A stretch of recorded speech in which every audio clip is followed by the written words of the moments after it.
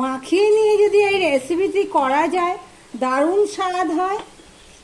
ভিডিওটি স্কিপ না করে পুরোটা দেখার অনুরোধ রইল।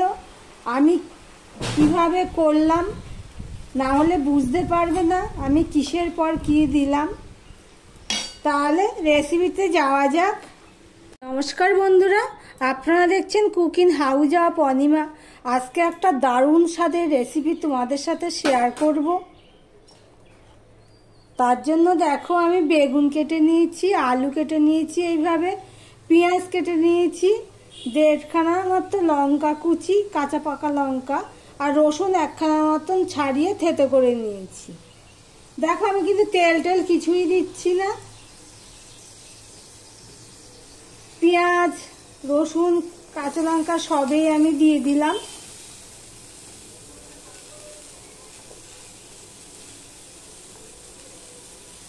এবার আলুগুলোও দিয়ে দিলাম।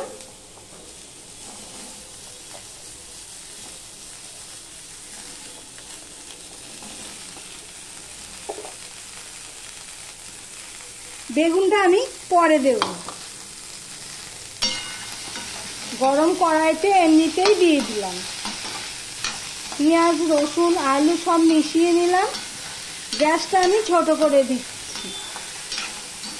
এবারে দেখো আমি যেহেতু কাঁচা পাকা লঙ্কা দিচ্ছি, তাই তো লঙ্কাটা আমি সেটা বুঝে দিচ্ছি। 1/2 চামচের একটু কম লঙ্কা দিয়ে দিলাম।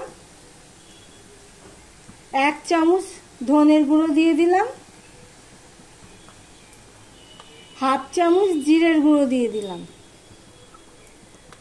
আর 1/2 চামচ হলুদের গুঁড়ো দিয়ে দিলাম। এবারে আমি কিছুটা সর্ষের তেল দিয়ে দেব। এটা মাখিয়ে তরকারি হবে।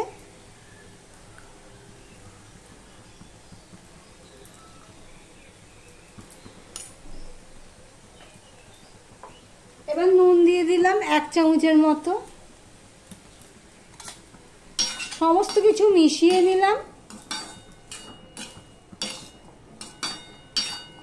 ভিডিওটি স্কিপ না করে পুরোটা দেখার অনুরোধ রইল। মাখিয়ে মুখিয়ে তরকারিটা করব, এর মধ্যে আরো কিছু পড়বে, তোমরা দেখতে থাকো।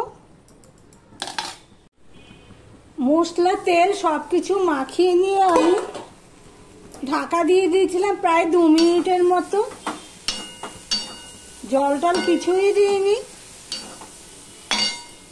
এবারে যে কেটে রাখা বেগুনগুলো সেগুলোও আমি দিয়ে দিলাম। এইভাবে মাখিয়ে যদি করা যায় দারুণ স্বাদ হয় খেতে।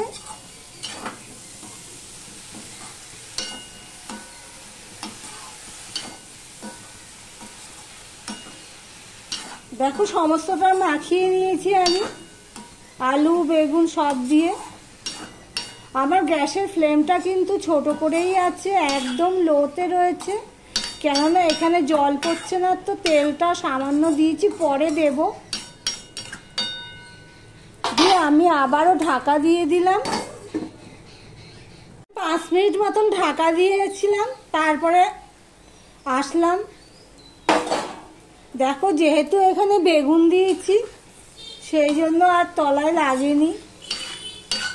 এবার দেখবো আলুটা সিদ্ধ হয়েছে কিনা।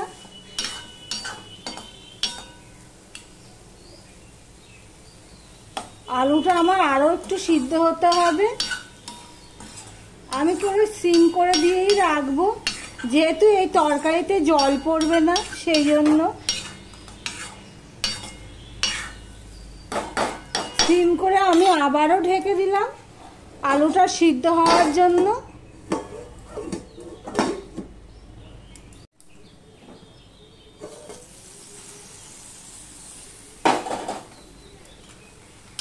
এবারে দেখি আলুটা সিদ্ধ হয়েছে কিনা।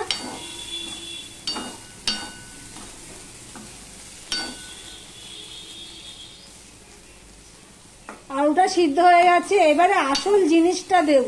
আমার ভিডিওটি যদি ভালো লেগে থাকে লাইক কমেন্ট শেয়ার করে দিও। যারা লাইক করনি প্লিজ একটা লাইক করে দিও। আর যারা নতুন বন্ধু ভিডিওটি দেখছো এখনো পর্যন্ত সাবস্ক্রাইব করনি তাদেরকে বলবো আমার চ্যানেলটি সাবস্ক্রাইব করে পাশে থাকতে। এদিকে দেখো আমার রুই মাছের তেল নুন হলুদ মাখিয়ে নিয়েছিলাম, সেটাও আমি কাঁচা দিয়ে দিলাম। সবেই কাঁচা মাখিয়ে নিয়েই করছি। তেলটা তো দিয়ে দিলাম। এবার মাছের তেলের মধ্যে আমি সর্ষের তেল দিয়ে দিচ্ছি। নুন হলুদ তো মাখানোই রয়েছে, আর একটু সর্ষের তেল দিয়ে দিলাম উপরে।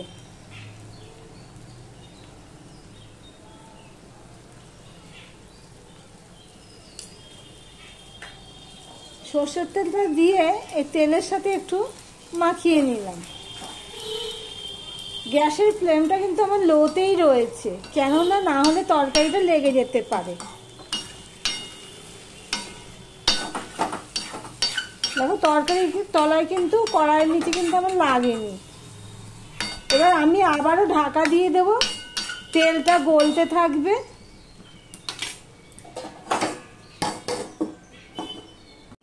দিয়ে আমি 2 মিনিটের মতন ঢাকা দিয়ে দিয়েছিলাম। দেখো তেলটা গলে গেছে অনেকটাই, তাতেই তরকারিটা হয়ে যাবে, আর জলের প্রয়োজন হবে না, দেখতে পাচ্ছ। আর আমি একটু সর্ষের তেল দিয়ে দিয়েছি। তোমরা কে কে এইভাবে মাছের তেল রান্না করো কমেন্ট করে জানিও। মাছের তেল এইভাবে যদি রান্না করা যায় তাহলে স্বাদ ভুলতে পারবে না, এতটাই ভালো হয়। একদম গরম গরম ভাতে পুরো জমে যাবে। এবার আমি দেখি, তখন তো আলুটা সিদ্ধ হয়েছিল কিন্তু মজেনি, একদম নরম হয়নি আর কি, সিদ্ধ হয়ে গেছে। আমি আরেকটু কড়াইতে রেখে দেব। দেখতে পাচ্ছ মাছের তেলগুলো, এই যে একদম রুই মাছের টাটকা তেল।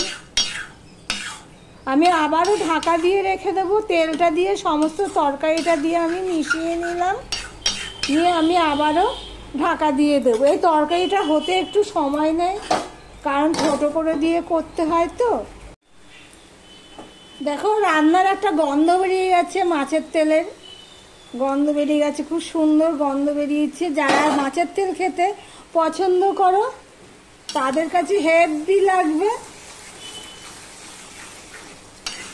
আমি কিন্তু একদম ছোট করে দিয়ে মাছের তেলটা রান্না করলাম, আলু বেগুন দিয়ে মাখিয়ে মুখিয়ে। তোমরা যদি চাও তাহলে জল দিয়ে সিদ্ধ করে নিয়েও করতে পারো, কিন্তু সেটার স্বাদ আর এটার স্বাদ, এইভাবে যদি একবার রান্না করে খেয়ে দেখতে পারো কেমন লাগে।